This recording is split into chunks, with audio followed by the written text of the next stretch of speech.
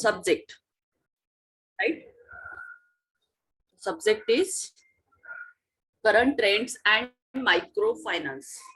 Okay, first we check our syllabus and go through it. So we'll share syllabus with you. This is, have you seen this syllabus? Yes. So finance, current trends and case in finance. Okay, so a number of cases we have studied here. What we seen in current trends and cases in finance. Finance is a big, without finance we can't do anything. Any business purpose, your personal things, if you want to do anywhere, if you want to start any kind of things, so finance is most important, right?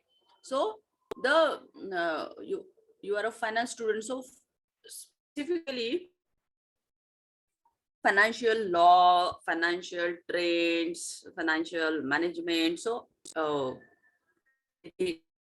business law, so it's correlated with each other. Okay, but the rules and ethics are different, right? We have in financial laws and the SARFAESI Act related to the asset and securitization and asset, and number of things that we have learned in financial laws.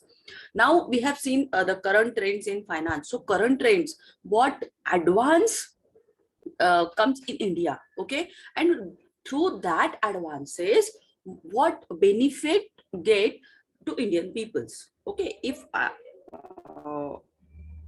we are back to 5 to 4 years or 10 years, so we have seen a number of finance comes in India through short business, through current business, what we say, like that the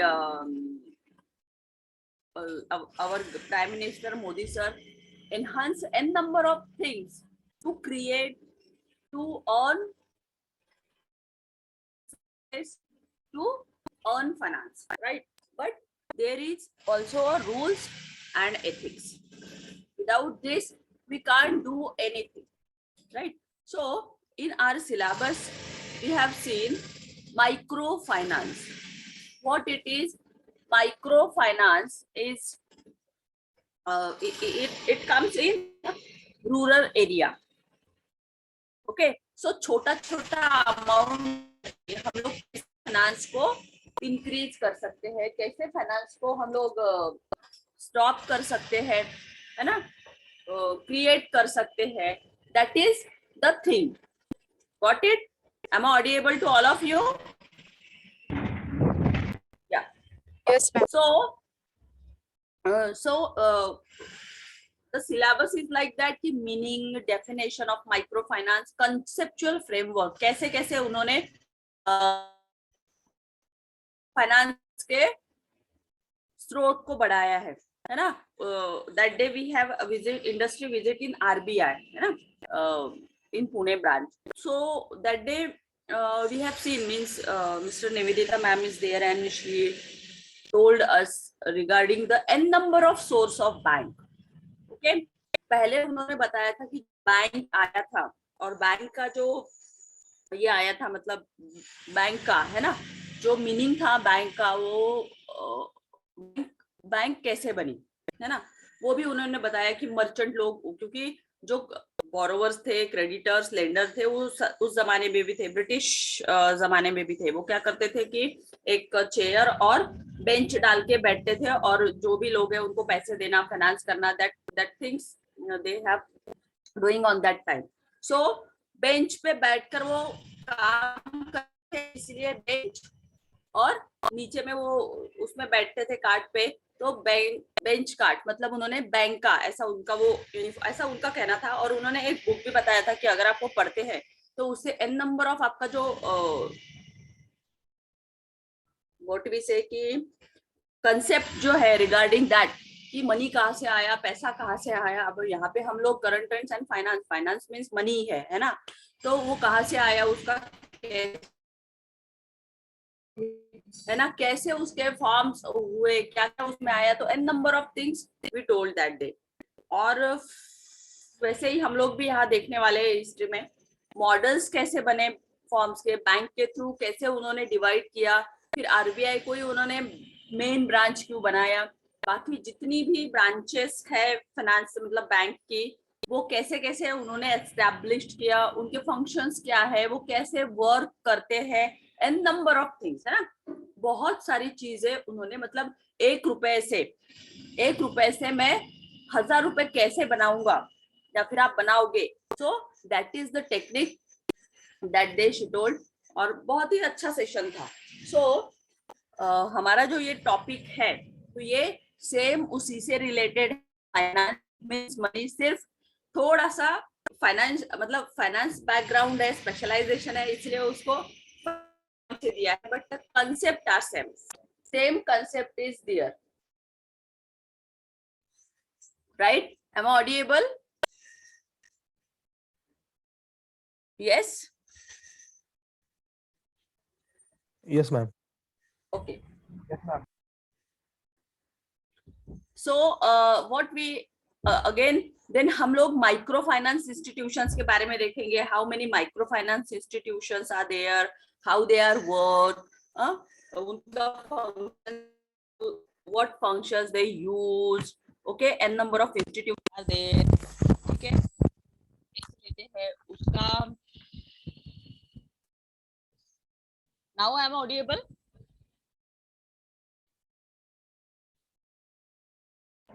Yes, ma'am. Yes, ma'am. Thank you.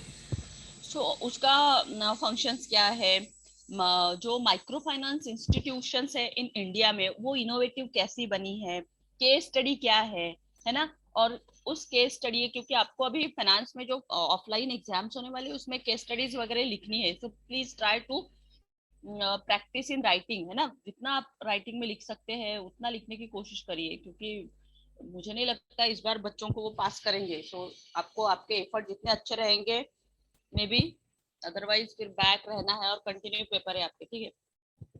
So value chain, chit fund क्या है, rural finance क्या है, micro finance क्या है, ये सारी चीजें देखेंगे। फाइनेंस में रूरल फाइनेंस क्या है वो देखेंगे, रूरल में कैसा फाइनेंस उन्होंने एनहांस किया, आपके पास कोई ऑप्शन है क्या कि आप रूरल में जाके कुछ कर सको। देन स्मॉल फाइनेंस बैंक क्या होती है, रिटेल बैंकिंग क्या है, ठीक है। देन स्टार्टअप इन इंडिया, है ना, स्टार्टअप इन इंडिया में क्या आप पढ़ने वाले हो, कैसे स्टार्टअप किया जाता है, क्या उसमें टेक्निक यूज की जाती है अभी नाउअडेज, ठीक है, ये तो हमारा 19 का सिलेबस है तो उसमें वो भी ऐड होगा। तो n number of things we have seen, और लास्ट में the case study will be based on financial management and advance financial management course syllabus, जो हमने ऑलरेडी पढ़ा है। एडवांस फाइनेंशियल मैनेजमेंट भी आप पढ़ रहे हो और फाइनेंशियल मैनेजमेंट ऑलरेडी हो चुका है, got it. So on that basis पे हम लोग केस भी स्टडी करेंगे। नाउ मेन पॉइंट पे आते हैं, what is a finance, what is a micro finance, ठीक है। There are two streams of micro finance, that is the two stream of microfinance in India, that is a historical evaluation of microfinance in India, जो मैंने अभी बताया कि RBI visit में क्या हमने मतलब वहां पे क्या हुआ था, और उन्होंने पूरी मतलब वहां पे जब हम विजिट के लिए गए थे तो उन्होंने सारे मतलब जो पुराने जमाने के हिस्टोरिकल नोट्स, करेंसी थी वो भी देखने को मिली, क्योंकि आरबीआई थी वहां पे तो अवेलेबल होती है। उनके जो पुराने जो नोट्स थे वो कैसे नोट कैसे बनते हैं, है ना, उसमें कैसे वो अप्रूव करते हैं, है ना। वैसे देखा जाए तो मनी की वैल्यू क्या है, एनीवन कोई बताएगा मनी मीन्स क्या है, मनी का वैल्यू क्या है, what is money actually? Please please please don't keep quiet.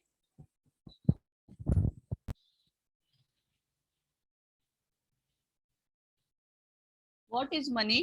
No one know what is money? Value है क्या मनी की, बताइए। अरे कम ऑन, फाइनेंस के स्टूडेंट्स हो, हेलो। ओके, आप भी बोलते होगे कि क्या कुछ भी क्वेश्चन पूछते हैं मैम, मनी की वैल्यू क्या है, राइट? सी, देखा जाए आज आपकी पर्स में या वॉलेट में एक क्या है, पेपर है ना? मनी मीन्स क्या है, एक पेपर है, उसकी वैल्यू नहीं है, राइट? पेपर है वो, जस्ट एक पेपर, लेकिन उसमें क्या है, क्या है लिखा है कि this currency is approved by government, इसलिए उसकी वैल्यू है। अदरवाइज वो क्या है, एक पेपर है, just a paper. Got it? लेकिन उस पे जो स्टैम्प, उस पे जो नोट लिखा हुआ है, दैट इज द वैल्यू। इसलिए उस पेपर की क्या है, वैल्यू है। Got it? So this is the forms. वो कैसे फॉर्म हुआ, क्या हुआ, वो हम देखेंगे।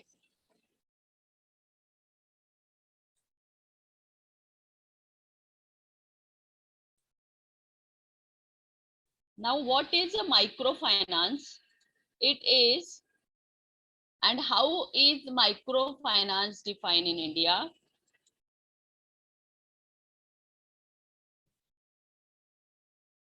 क्या है?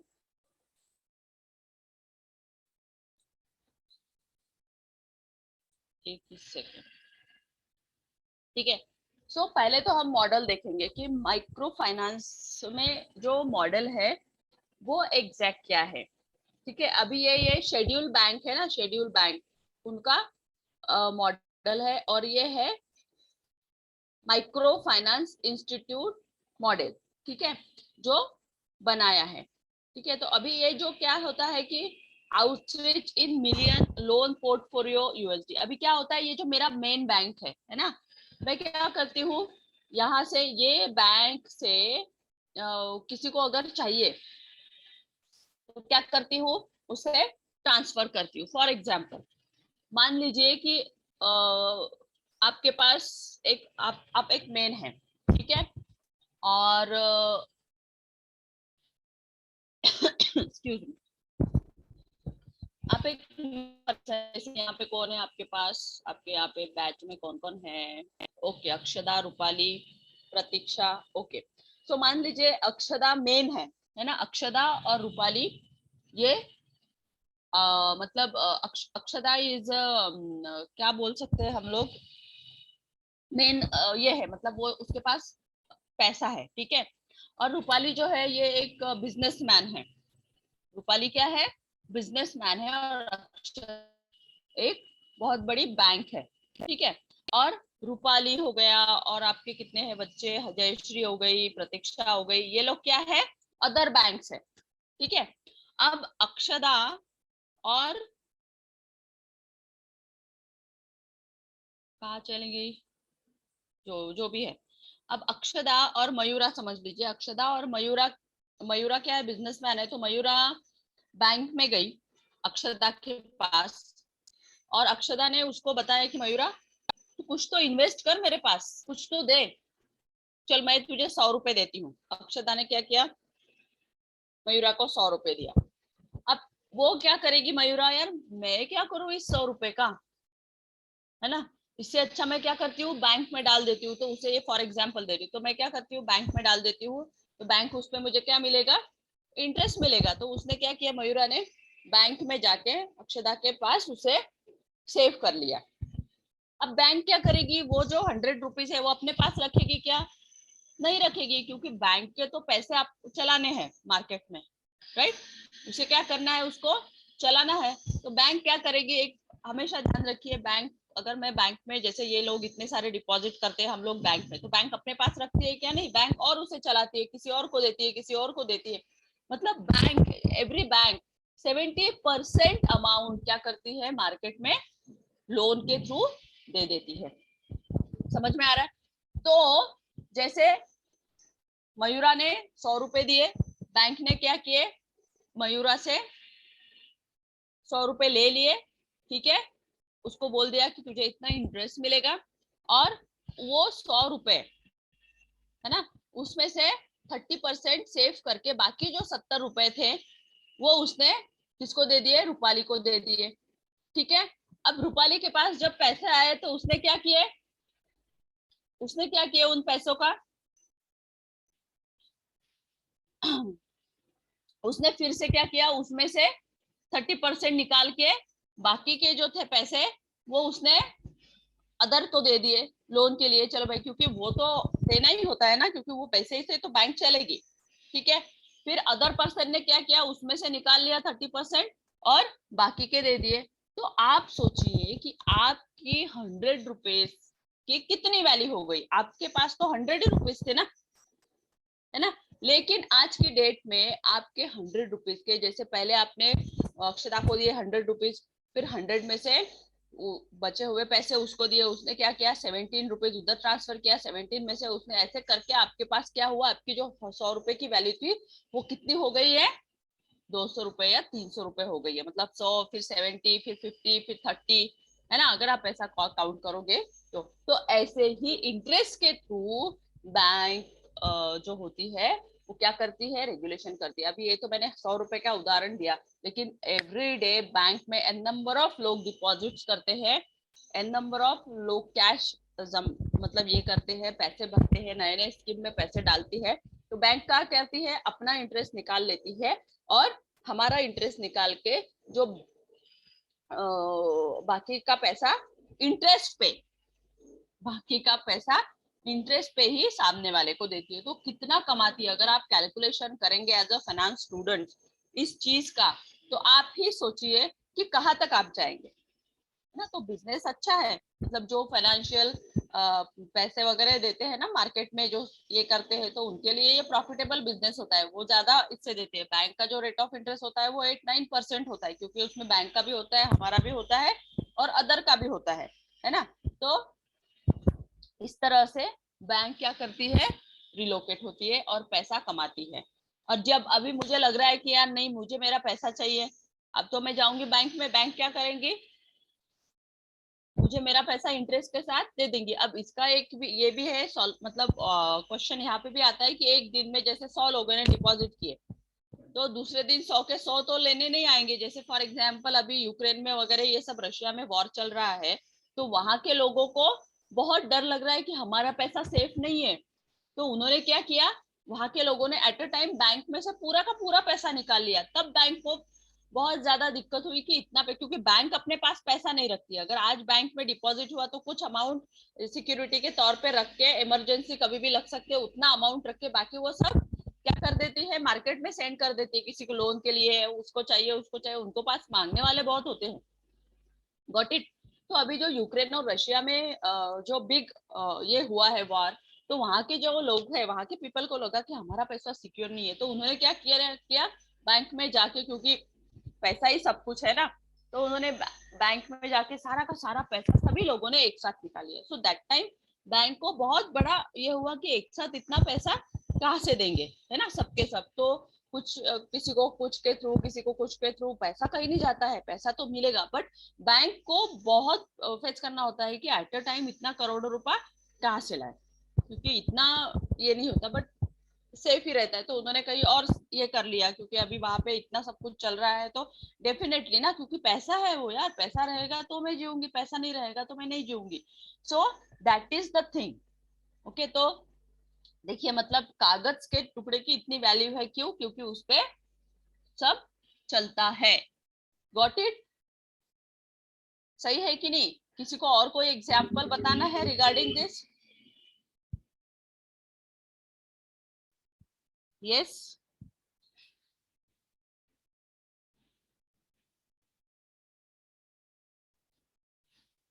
सो ये जो यहाँ पे जो मॉडल दिया है ना, micro finance model in India का, तो इसमें वही है कि जो एक मेन बैंक है जहाँ पे सारे लोग पैसे जमा करते हैं, ये बैंक कुछ एक परसेंटेज अपने सिक्योरिटी के लिए निकाल के, इमरजेंसी यूज के लिए निकाल के, बाकी का जो है वो क्या करती है, सोर्स कर लेती है अदर इंस्टीट्यूशंस को, अदर जगह पे उसे इन्वेस्ट कर देती है। So this is the group model of micro finance. Now इसमें मॉडल्स है, mix models. What it is, जैसे हमने अभी शेड्यूल बैंक का देखा है, इसमें JLG SHG मॉडल है, JLG मॉडल है. सो जितनी भी NGOs है that have a significant number, excuse me, उनके पास n नंबर ऑफ थिंग्स होती है जो SHG मॉडल को ये करती है, क्योंकि सबके सॉफ्टवेयर अलग अलग होते हैं. अगर आप में से कोई बैंक में काम करता है तो आपको पता होगा उनका लोन का अलग होगा, उनका कैश का अलग होगा, सेल होता एक ही है, बट उनकी जो कमांड्स, उनके जो कोर्स होते हैं वो डिफरेंट होते हैं. सो मॉडल बेस पे काम किया जाता है, एक वर्क मॉडल बनाया जाता है कि कहाँ से पैसा कहाँ जाएगा, कितने % से जाएगा, कितना रेट ऑफ इंटरेस्ट होगा और वो कैसे रिकवर होगा. So NGOs that have a significant number of SHG are quite willing to form model, MFI model, to provide loan directly to the client, है ना, client को वो लोग क्या कर सके, directly loan provide कर सके. So banks are willing to provide funds to such NGOs as they are able to provide bulk loans instead of having small accounts on their book, है ना. तो वो जितना भी उनके पास फंड आता है, they have a lot of funds, so whatever the fund comes to NGO and others, they provide a bulk loan to others, क्योंकि मार्केट में लोन की बहुत रिक्वायरमेंट होती है, तो बैंक उनसे भी ज्यादा रेट ऑफ इंटरेस्ट लेके उनको लोन पे मनी दे देती है. जैसे बड़ी बड़ी कॉर्पोरेट्स है, इंडस्ट्रीज है, इनको तो ऑलवेज रिक्वायरमेंट रहती है. So bulk loans instead of having a small account on their book. Now different MFIs, मतलब जितने भी institutions है या जितने भी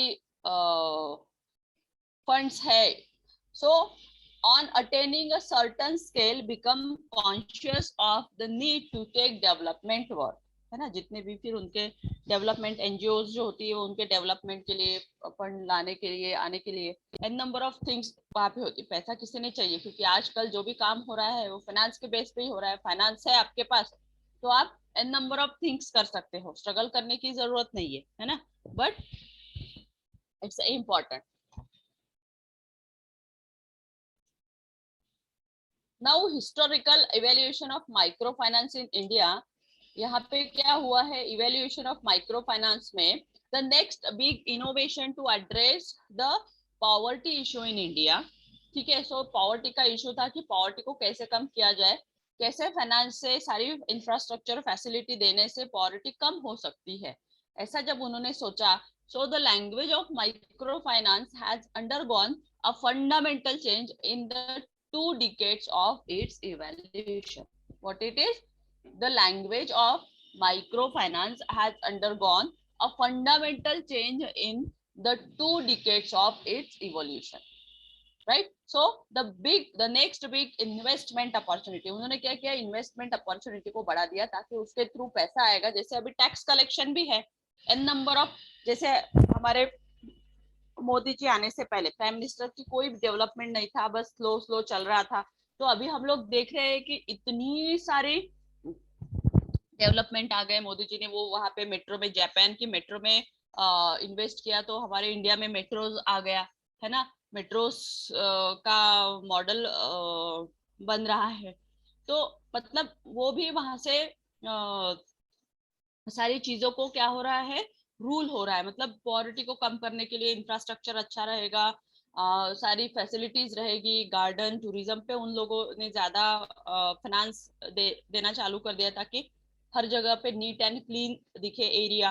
तो एन नंबर ऑफ थिंग्स है जिसके थ्रू हम इवोल्यू मतलब फाइनेंस को इम्प्रूव कर सकते हैं, इन्वेस्ट कर सकते हैं. अपॉर्चुनिटीज भी है, इतनी सारी पॉलिसीज, मेडिक्लेम्स उन्होंने निकाल लिए हैं ताकि उसमें अपॉर्चुनिटी ज्यादा मिले.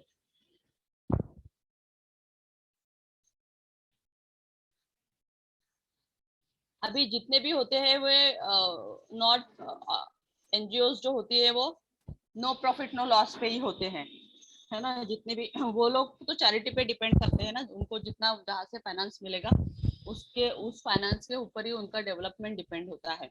So people in the developmental sector discovered a methodology to reach a large number of poor clients, so scale rapidly and count the direct impact of their work. Got it? So people in the developmental sector discovered a methodology to reach a large number of poor clients, है ना? वो poor clients के पास जाके उनका क्या है, जितने भी NGO, n number of NGO है वहां पे, सो उनके ऊपर भी क्या होता है, इम्पैक्ट होता है कि वो क्या वर्क कर रहे हैं, कैसा चल रहा है उनका, उनको क्या चाहिए क्या नहीं चाहिए, n number of things. So their development is also important. Within 4-3 years of the operations of these NGOs, जो भी इंस्टीट्यूशंस थी यहाँ की financial micro finance institutions, were growing much bigger than they should in their original form of not for profit in corporations. So उन्होंने बोला कि हम profit के लिए नहीं बैठे, हम सिर्फ डेवलपमेंट के लिए बैठे, और माइक्रो फाइनेंस के थ्रू हम लोग कुछ ना कुछ, मतलब छोटा छोटा कुछ तो भी बिजनेस करके, फाइनेंस लगा बिजनेस करके, वो मार्केट में सेल करके ऑन दैट बेसिस पे वो लोग प्रॉफिट कमा रहे हैं. बट उस वो प्रॉफिट कमाने के लिए नहीं है ना, वो सिर्फ द डेवलपमेंट के लिए, जो भी आएगा उनके पास वो सिर्फ उनमें लगाएंगे ताकि उनका डेवलपमेंट हो सके. So it was difficult to maintain capital adequacy or attract commercial capital because a profit could not be distributed in a non for profit format. क्योंकि यहाँ पे प्रॉफिट डिस्ट्रीब्यूट ही नहीं करना है. हाँ, कैपिटल जो है वो एडिक्वेट हो सकता है because of non profit, no profit no loss basis पे, क्योंकि अगर इमरजेंसी में अगर फंड निकालना है तो मेरे पास जो कैपिटल है उसी से निकालूंगी, और उसमें ग्रोथ होना बहुत ही मुश्किल है. एन नंबर ऑफ, मतलब सडनली अगर होता है तो होता है क्योंकि चैरिटी लेवल पे है, अदरवाइज इमरजेंसी में मेरे पास जो कैपिटल है उसी में से मुझे देना है, क्योंकि अदर बिजनेस और इंडस्ट्रीज और कॉर्पोरेट्स होते हैं, वो जो कैपिटल होता है उससे वो एज इट इज रखते हैं, उसमें ग्रो करते हैं, उसे एक्सपेंस नहीं करते, उसे स्पेंड नहीं करते, राइट? सो फ्रॉम 2002 की अगर हम बात करते हैं तो these institutions move from a non profit format to a for profit format. फिर आफ्टर 2002 के बाद वो सारी जितनी भी non profit, no profit no loss की जितनी भी एनजीओज और ऑर्गेनाइजेशंस थे, ये किसमें कवर हो गई? प्रॉफिट में. फिर उन्हें भी लगा कि नहीं, हमारे पास कैपिटल कुछ भी नहीं रहता है, सो क्यों नहीं हम अपने प्रॉफिट को एज इट इज रख के अदर्स चैरिटी भी कलेक्ट करें. सो उन्होंने भी प्रॉफिट के लिए स्टार्ट किया. सो उसके लिए भी रीजंस थे. What is the reason behind it? So not possible to follow the Grameen Bank pattern in terms of ownership. तो ग्रामीण बैंक, छोटी छोटी बैंक ओपन करना, उनको फाइनेंस देना छोटा छोटा बिजनेस के लिए 5,000, जैसे किसी को टी का स्टॉल लगाना है या किसी को कुछ और बिजनेस करना है तो छोटे छोटे उनको लोन देके उनके बिजनेस को फुलफिल करना. तो उससे उनको क्या मिलने लगा? इंटरेस्ट मिलने लगा, और उस इंटरेस्ट के बेस पे उनको की जो एनजीओ है ना, वो थोड़ा ग्रो करने लगी. So not possible to follow the Grameen Bank pattern in terms of ownership where the borrower member also have a stake in the capital of bank and Grameen was incorporated under a special act. तो ये जो banks थी तो उन्होंने क्या किया, छोटे छोटे रूरल एरिया में जाके जैसे ग्रुप फाइनेंस लेना, जैसे अगर मुझे वो पापड़ वगैरह बनाते हैं उसका अगर बिजनेस करना है तो ऑब्वियसली उसमें मुझे मैन पावर चाहिए. तो अगर मैं 5 लेडीज को बोलती हूँ कि मैं आपको 5,000 रुपीज देती हूँ, आप ये मुझे पापड़ बना के दीजिए, ये मार्केट में जाएंगे और फिर आपको जो भी प्रॉफिट होगा वो आपका रहेगा, ठीक है? तो ऐसे स्लोली स्लोली रूरल एरिया में जाके ग्रामीण बैंक की तरह ही ये जो माइक्रो फाइनेंस इंस्टीट्यूशंस है ये वर्क करने लगी, जिससे क्या हुआ कि जितने भी एनजीओ थे वहां पे, जितने भी पीपल थे, उनको बिजनेस का एक मिल गया, काम मिल गया, एम्प्लॉयमेंट बढ़ गया प्रॉपर वे. तो अगर बताया जाए तो माइक्रो फाइनेंस इंस्टीट्यूशंस आने से लोगों को पैसा भी मिलने लगा, क्योंकि काम कर रहे हैं पैसा मिलेगा, और मार्केट में चीजें भी अवेलेबल होने लगी कि ये मिल रहा है वो मिल रहा है, लोग खरीद रहे हैं. तो डेफिनेटली इस तरह से वो वर्क होने लगा, क्योंकि काम होगा तो ही काम पैसा आएगा, सेल भी इम्पोर्टेंट था. तो ऐसे उन्होंने माइक्रो फाइनेंस इंस्टीट्यूशन को फोर्स करके बैंक की तरह काम ना करते हुए उनको अपने तरफ से पैसे देके फिर जैसे जैसे आता है आपके पास बिजनेस का पैसा, वो थोड़ा सा अमाउंट वो बैंक में जमा करते थे और फिर उस बेस पे वो अपना बिजनेस स्टार्ट करते थे. Now, in case of Indian microfinance, the first wave institutions did not find a legal framework under which they could involve the community in the ownership structure of microfinance institutions. So, इस case में जो Indian microfinance, क्योंकि इसमें bank नहीं थी, है ना, bank नहीं थी तो लीगल वर्क नहीं था, मतलब इजीली मैंने दे दिया और फिर अभी वो पैसा ही वापस नहीं दे रहा है, तो ये रूल नहीं था, इसलिए उन्होंने फिर लीगल फ्रेमवर्क को अडॉप्ट किया ताकि लोग क्या कर सके, रिटर्न भी दे सके. तो बहुत सारे ऐसे भी होते हैं यार, पैसे ले लिए, अपना बिजनेस कर रहा है और पैसे ही नहीं दे रहा है, आज इसका बिजनेस अच्छा चल रहा है लेकिन वो पैसे नहीं दे रहा है ना, तो ऐसे भी वहां पे थे. तो in case of Indian micro finance, the first wave institution did not find a legal framework under which they could involve legal framework under which they could involve the community, इसलिए वो कम्युनिटी के साथ business करने लगे ताकि वो उसका जो स्ट्रक्चर है ओनरशिप के थ्रू तौर पे उसका रिफंड भी उन्हें मिल सके. Now the entry of venture capital. अब वेंचर कैपिटल क्या है वो देखते हैं.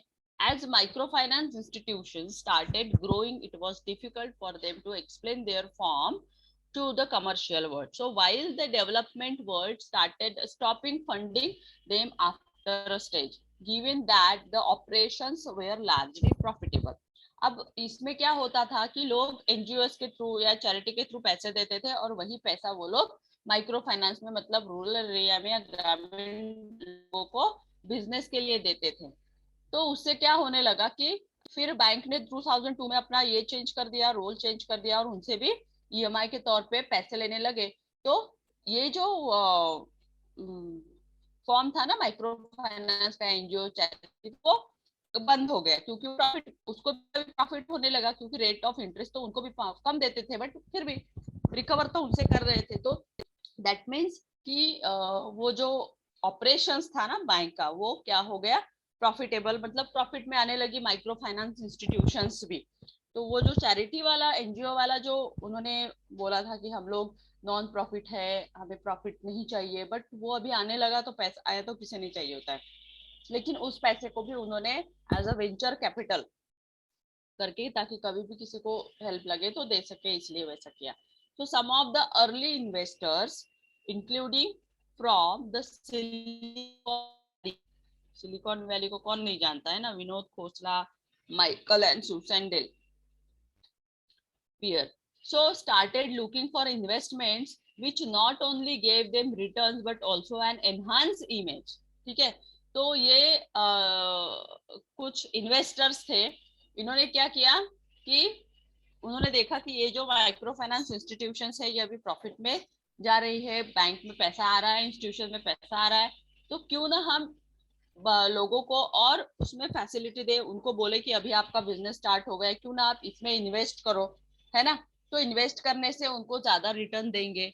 ऐसा करके उन्होंने वो स्कीम निकाला एंड दिस स्कीम प्रोवाइडेड, उन्होंने वो स्कीम को प्रोवाइड कर दिया. तो some of the early investors including from the Silicon Valley started looking for investment which not only gave them returns but also an enhanced image. ठीक है, उनका उससे क्या होगा कि उनका इमेज भी बढ़ेगा ना. पैसा अगर आप कमाओगे, जैसे अभी आप छोटे हो, छोटे क्या हो, आप तो 25 के आसपास हो ही, तो अभी से अगर आपने इन्वेस्ट करना चालू कर दिया, इन्वेस्टमेंट करना चालू कर दिया, तो आफ्टर 20 ईयर्स तक आपको करना है, तो उसके बाद आपके पास अच्छा खासा आपका डिपॉजिट होगा, आपके पास उसका एक अच्छा सोर्स होगा. 20 ईयर्स बाद आपको किसी को पैसे मांगने की जरूरत नहीं रहेगी, right. So that is the thing, मतलब इमेज भी होगी, अरे बाप रे इतना अच्छा पैसा इसने कमा लिया, कहाँ से है. Now the pool of 50 investment banking firms companies brought out in 2010 that microfinance is a top ranked destination for investment in financial sectors today, ना. तो माइक्रो फाइनेंस के ये बिजनेस ने 2010 में इतना मतलब फ्रेम कमा लिया कि अदर्स इन्वेस्टमेंट कंपनीज जो थी, क्योंकि देखिए छोटे छोटे इससे मतलब आप, मैंने जो शुरू में आपको एग्जांपल दिया कि कैसे 100 रुपीज के उन्होंने 300 या 200 जो भी है वो बनाए, वैसे ही अगर वैसे ही वर्क माइक्रो फाइनेंस इंस्टीट्यूशंस ने किया। फिर पहले तो वो non profit, no loss no profit था, फिर उसको लगा कि नहीं अभी प्रॉफिट मिल रहा है, वो लिया, और फिर उन्होंने इन्वेस्टमेंट स्कीम चालू की उन्हीं लोगों के साथ। और 2010 में मतलब देखिए 2002 और 2010 नियर 8 इयर्स में उन्होंने, उनकी जो माइक्रो फाइनेंस इंस्टीट्यूशन है ये टॉप रैंक में थी कि सबसे ज्यादा पैसा उनके पास था, क्योंकि जो भी पैसा आता था उन्होंने कैपिटल के तौर पे जमा किया, फिर वही पैसे को मतलब जो इन्वेस्टमेंट लिया वो, तो उससे क्या हुआ, लोगों का भी भला हुआ है ना, लोगों के पास भी पैसा रहने लगा, उनका बिजनेस अच्छा चलने लगा, n number of things are there. So SKS India's largest microfinance institution has gone public in July 2010. So SKS is a largest microfinance institutions. आप भी चला सकते हो, है ना, अगर आपके पास पैसा है तो। जैसे उन्होंने नो प्रॉफिट नो लॉस में स्टार्ट किया था, वैसे अगर आप भी कुछ अच्छा इसमें कर सकते हो तो आप इसमें पैसा जो है वो इन्वेस्ट कर सकते हैं। एन नंबर ऑफ थिंग्स होती है यहाँ पे हम लोग इन्वेस्ट करने के लिए। So this is the micro finance का स्कीम था कि कैसे अब अभी तो मार्केट में एन नंबर ऑफ है, मतलब आप देखेंगे कि इतनी सारी, कुछ फ्रॉड भी है ना, लेकिन स्लोली स्लोली अगर आप वर्कआउट करते हैं इन सब इसमें तो डेफिनेटली आपको बेनिफिट मिलने लग जाता है स्लोली स्लोली उसमें अगर आप। बट इन्वेस्टमेंट का जो वे है वो कैसे होना चाहिए, पॉजिटिव होना चाहिए। अगर आप पॉजिटिवली इन सब चीज़ों में इन्वेस्ट करते हैं, लोगों को अपॉर्चुनिटी देते हैं, तो definitely you will get profit. Opportunity most important है ना, अगर मुझे अपॉर्चुनिटी दे रहे हैं और मेरा बिजनेस अच्छा चल रहा है तो डेफिनेटली मैं उसमें ज्यादा इन्वेस्ट करूंगी, और फिर ज्यादा इन्वेस्टमेंट होगा तो मेरी इनकम भी बढ़ेगी, है ना, और जब इनकम बढ़ेगी तो डेफिनेटली मुझे उसका बेनिफिट मिलेगा, सोर्स बढ़ेगा, स्टैंडर्ड ऑफ लिविंग में डिफरेंस आएगा, है ना। तो ऐसी बहुत सारी चीजें हैं जो लीगल फ्रेमवर्क भी इम्पोर्टेंट है, विदाउट लीगल फ्रेमवर्क हम नहीं कुछ कर सकते। सो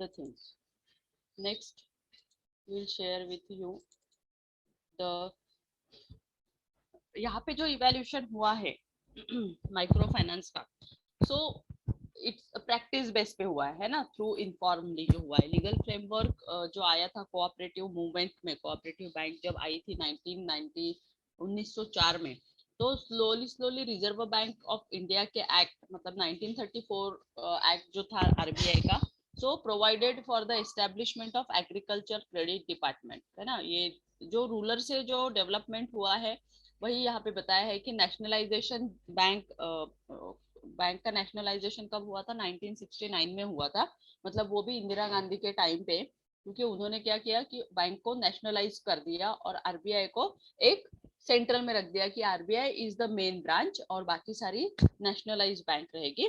और regional rural banks created in 19, और ये जो बैंक क्रिएटेड हुई थी छोटी छोटी, ये 1975 में क्रिएट हुई। So NABARD established as an apex agency for rural finance in 1982, है ना। नाबार्ड जो रूरल माइक्रो फाइनेंस के, तो नाबार्ड जो है ये सिर्फ एग्रीकल्चरल लोन के लिए ही एस्टैब्लिश हुई थी इन 1982 में। So passing of mutually aided coop act in 1995, Okay, तो ये सारा हिस्टोरिकल फेस है, थियोरेटिकल है. Now the profile of micro finance India का क्या प्रोफाइल था माइक्रो फाइनेंस का?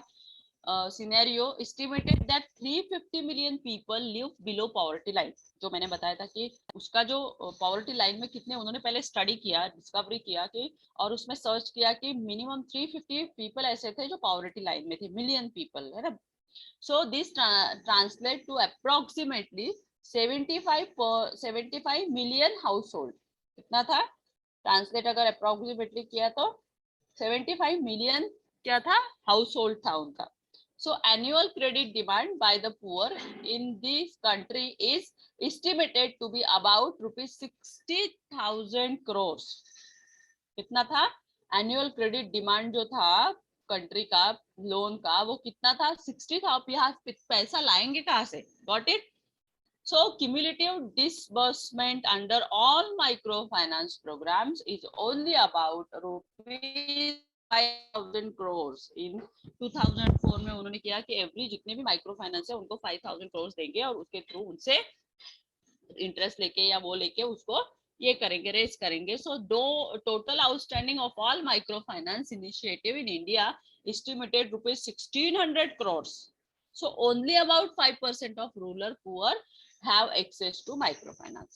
ठीक है, 5% ही जो पीपल थे उसको उन्होंने कनेक्ट किया ताकि वो. Now through a cumulative of about 20 million families have accessed microfinance to the extent of rupees 5,000 crores. How much? 5,000 crores. So total outstanding is estimated to be only about rupees 1,600 crores. The active borrowers are estimated to have a per capita outstanding of only rupees 2,500. कितना था per capita? 2000, मतलब 2,500 rupees था. Got it? So while 10% lending to weaker section is required for commercial banks, so they neither have the network for lending and supervision on a large scale, nor the confidence to offer them loan to big microfinance institutions. Right? So the non-poor comprise of 29% of the outreach. मतलब calculation किया उसका कि इतने लोग हैं, इतनों को इतना पैसा देना है, इसका रिफंड भी लेना है, इसको वर्कआउट करना है. सो व्हाट दे डू, तो उन्होंने स्टडी किया और उसको ऐसे calculations. The status of microfinance in India is considerable gap between demand and supply for all financial services.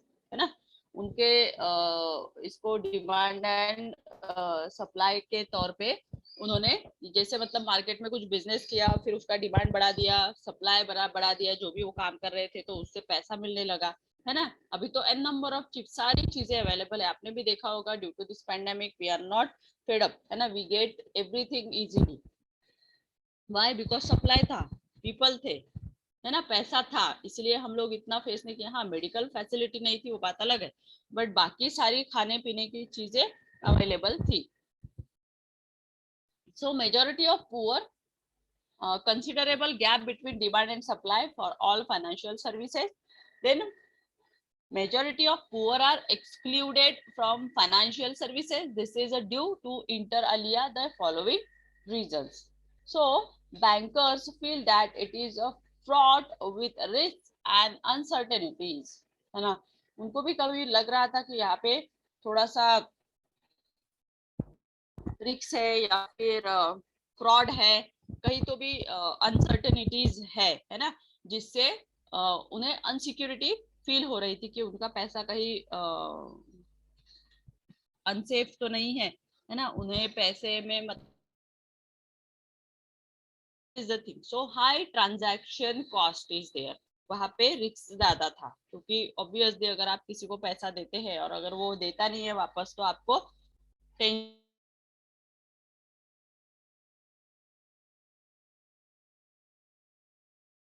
आपका उस पे पूरा क्या होता है, डिपेंड होता है, each and everything. Right? yes. So now 75%, जैसे हमने देखा कि 70% of rural poor do not have a deposit account. जैसे अभी मोदी जी ने कर लिया ना, सबको कनेक्ट कर दिया आधार से, भाई अकाउंट तो ओपन करना ही है। जैसे ही सबने आधार अकाउंट कर अकाउंट में उन्होंने 500 1000 रुपीज डिपॉजिट करना चालू कर दिए स्कीम के थ्रू।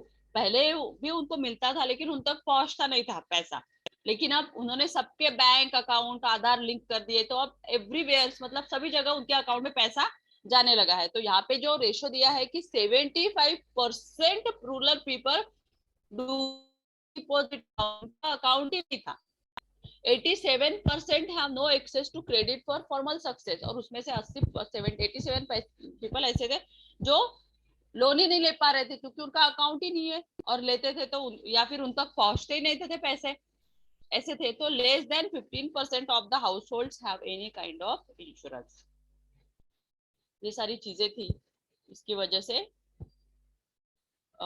उनको वहां तक नहीं, मतलब पैसा पहुंच ही नहीं पाता था उन तक। तो negligible numbers have access to health insurance, और इंश्योरेंस तो किसी के थे ही नहीं, मतलब 15% ऐसे थे जिनके इंश्योरेंस ही नहीं थे, ओनली बहुत ही कम लोग। अभी तो सारे लोग इंश्योर्ड है ना। सो हेल्थ इंश्योरेंस में ओनली 0.4% था, और क्रॉप जो उसमें वो लोग सिर्फ 2% ही लोग इन्वेस्ट करते थे। ठीक है, स्कीम अच्छा उन्होंने ये किया है। Now features of Indian micro finance क्या है? About 60% of the micro finance institutions are registered as societies. तो उन्होंने सोसाइटी में जाके वो सारे उनके अकाउंट्स को रजिस्टर कर लिया, उनके अकाउंट ओपन कर दिए।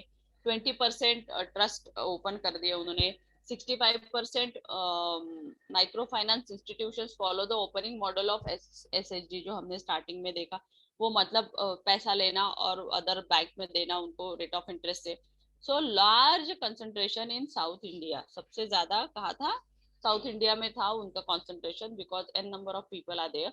So 600 microfinance institutions initiatives have a cumulative outreach of 1.25 crore poor households. कितना था? 1.25 crore poor household। वहाँ पे इतनी ज्यादा पब्लिक थी, इतना ज्यादा वहाँ पे आउटरीच था। सो नाबार्ड बैंक जो थी, लिंकेज मतलब नाबार्ड मतलब जो एग्रीकल्चरल फाइनेंस बैंक थी। So it was linkage program has a cumulative reach a total of 9.4 lakhs. How much it is? 9.4 lakhs. ठीक है, सो जितनी भी शेड्यूल लेवल पे, जितनी भी सोसाइटी लेवल पे बैंक थी, so with about 1.4 crore house hold. कितना? 1.4। मतलब आप सोचिए कि कहा, मतलब कितना डेवलपमेंट। अभी अगर हम सोचते हैं तो बहुत सारे लोगों का डेवलपमेंट होने लगा है। मतलब अभी तो कुछ ही लोग ऐसे होंगे जिनका अकाउंट नहीं, लेकिन सभी के अभी क्या है, बैंक में अकाउंट्स है। So projections for the future, annual growth rate of about 20% during the next 5 years, है ना। आने वाले नेक्स्ट 5 years में 20% का क्या है, ग्रोथ वहां पे मिलेगा। सो 75% of the total poor households of 80 million and 60 million will be reached in the next 5 years, है ना। नेक्स्ट 5 years में 60% तक उनका ग्रोथ होगा। The loan outstanding will consequently grow from the present level of about 1600 crores to about 42,000 crores। So slowly slowly loan का भी अभी तो बहुत बढ़ गया है लोन का। अगर हम ये तो हम लोग हिस्ट्री देख रहे थे, अभी अगर आप काउंट करेंगे, आपको डेटा देखना है तो आरबीआई के वेबसाइट पे आप जाके देख सकते हैं कि उन्होंने कितनी माइक्रो फाइनेंस इंस्टीट्यूशंस है और उनका क्या रेशो है, कितना उन्होंने टर्नओवर, कितना टर्नओवर हुआ, कब से हुआ, ये सारी चीजें आप वहाँ पे सर्च कर सकते हैं। तो ये जो बिजनेस में बहुत लीगल फ्रेमवर्क नहीं था, तो उसको फॉर्म किया स्ट्रक्चरली। ऑपरेशंस पे उन्होंने बहुत ज्यादा ध्यान दिया। So appropriate legal structure for the structured growth of mutual adequate levels of equity for the new entities to leverage loan funds, right? Then ability to access loan funds at reasonably low rates of interest, ability to attract and retain professionals and committed human resource, design of apt MIS including user-friendly software for tracking accounts and operations, then appropriate loan product for different segments. मतलब different segment से उन्होंने approaches लाए, लोगों में awareness create किया और business को बढ़ाया. जैसे हमने देखा कि माइक्रो फाइनेंस का बिजनेस नो प्रॉफिट पे था, बट आफ्टर अभी तो कोई भी एनजीओ जो है वो मतलब बहुत ही रेयर मिलेंगी आपको जिनके पास बहुत ज्यादा पैसा है, तो वो ऐसे ही चला रही है. बट देयर इज मतलब प्रॉफिट जो है वो अब सभी, क्योंकि इन्वेस्टमेंट इतना बढ़ गया है, हर एक को लगता है कि हमारा पैसा यहाँ पे इन्वेस्ट करना चाहिए, वहां पे, क्योंकि उसमें उसको क्या मिल रहा है, इंटरेस्ट मिल रहा है. तो एनजीओ का भी जितना पैसा होगा वो कहीं ना कहीं डिपॉजिट होगा जिसपे वो इंटरेस्ट मिल ही रहा है, right. So the innovate, adapt and grow, bring out a companion of small and micro enterprises for microfinance clients जितने भी है, मतलब अभी गांव में भी तो इतने सारे लोग हैं. Identify and prepare a panel of locally available trainers, ability to train trainers, capacity to provide backward linkage or create support structure for marketing. Got it? So ये उन्होंने स्टार्ट किया, सपोर्ट किया, और जितने भी इश्यूज थे प्रोफेशनल लीगल उनको train करने लगे, लोगों को बताने लगे. अभी जो पैंडेमिक में मैंने बताया था ना कि कितने 15,606 करोड़ के ट्रांजैक्शंस हुए हैं. Why it happened?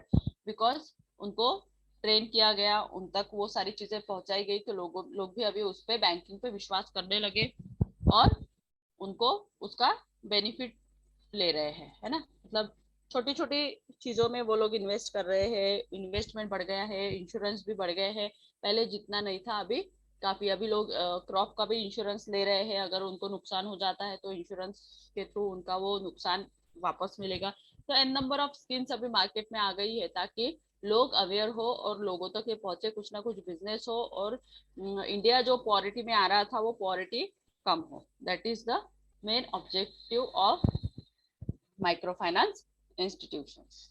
Yes. So today we have just seen what is microfinance, current trends, है ना. इसका केस स्टडी भी हम लोग देखेंगे. So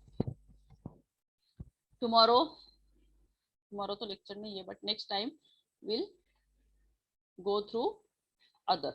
Okay. So have a good day. If we want to ask any question, then may ask.